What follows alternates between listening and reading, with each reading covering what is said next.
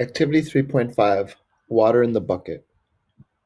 As part of a science project, Damon collected water in a bucket in his backyard and is studying the evaporation. Unfortunately, Damon is a bit forgetful and forgets to take measurements of the water every day. The first day he remembered was Sunday, which was 4 days after the data collection was to begin. He collects the following data. Days since Sunday. So on Sunday, there's a height of, there's 27 inches of water. 5 days since Sunday, there was 22 inches of water. 7 days since Sunday, there was 20 inches of water. And 12 days since Sunday, there was 15 inches of water. Okay. Graph the data. Connect the data values with a line. Be sure to label your axes. Okay. So going along this way, days since Sunday is what's going to go there. And then going along this way is the height of the water in the bucket.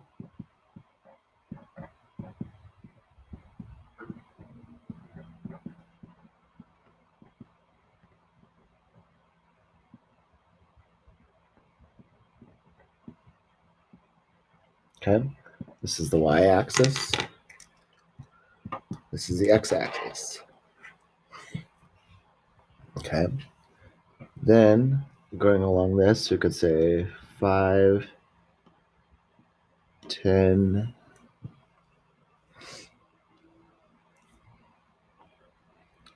15, 20, Sunday, -5, -10, so on. And then for the water in the bucket, let's say 5, 10, 15, 20, 25. Okay?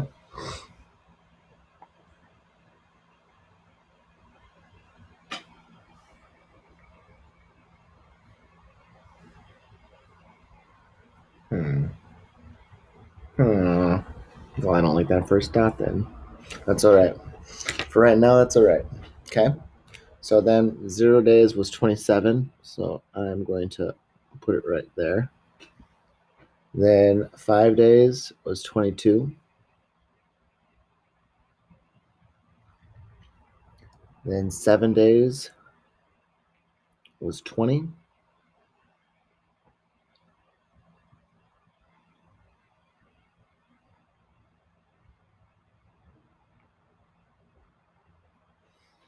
Then 12 days was 15.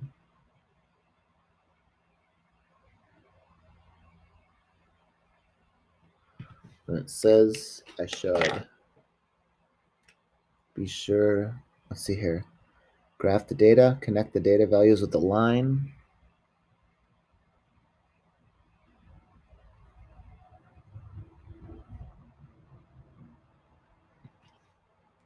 Be sure to label your axes, which is everything that we have done right there.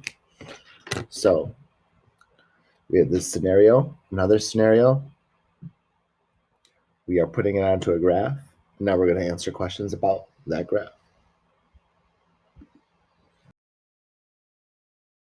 We're practicing using a graph to understand a different real-world type situation. All right, so number 2 says, assuming that the water evaporated at the same rate every day, use your graph to determine the water level the day he was supposed to start data collection. Remember, on Sunday, that was 4 days after the data collection was to begin. Okay? And so I'm looking at this, and it looks like from here to here is 5 days, and it went down 5. From here to here is 5 days, and it went down 5. And so it seems like the rate is every day is 1 inch. And so if that's the case, then 4 days before Sunday,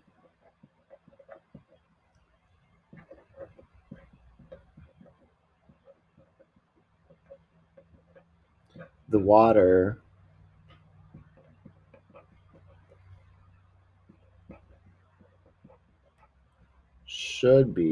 should have been at 31 inches. And then I got that by taking the 27 inches it was on Sunday and adding 4 inches because it was 1 inch per day. And that's how I got that. Okay. Number 3, assuming that the water evaporated at the same rate every day, use your graph to determine when the water level was 30 inches. Okay. So if I'm looking at this, well, 30 inches, according to what I figured out, doesn't show up in my graph. Typical. So 30 inches would have been on,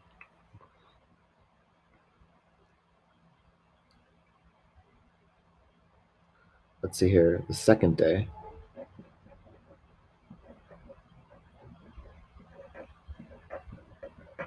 Okay. That one I can use my graph for. 12 inches though, let's see here. 12 inches is right around there. Bring it down there. So it's right around 15 days.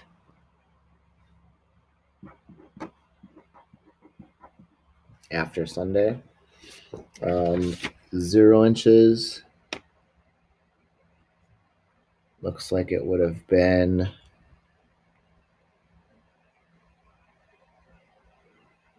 uh, 20. So 0 is right there. So it looks like it'd maybe be 27.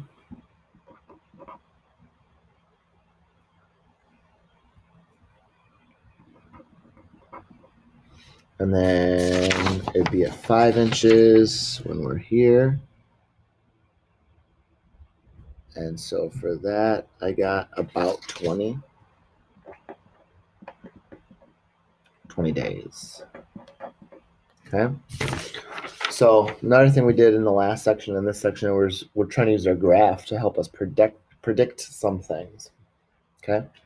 Explain why you should or should not extend your graph into quadrant 4. Okay. So quadrant 4, so 1, 2, 3, 4 is right down here. Okay.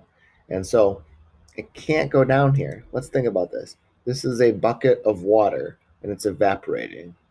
Once it gets to 0, you can't have negative water in there. Okay? So the graph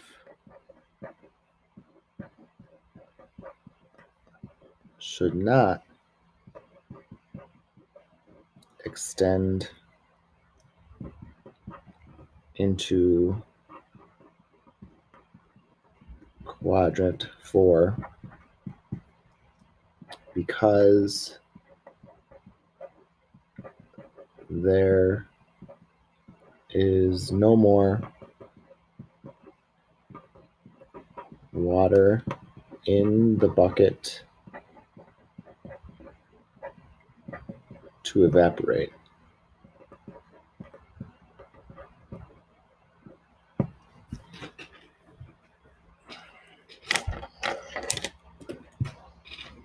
And so activity 3.5 is another example of us using graphs in real life situations, trying to make the graph.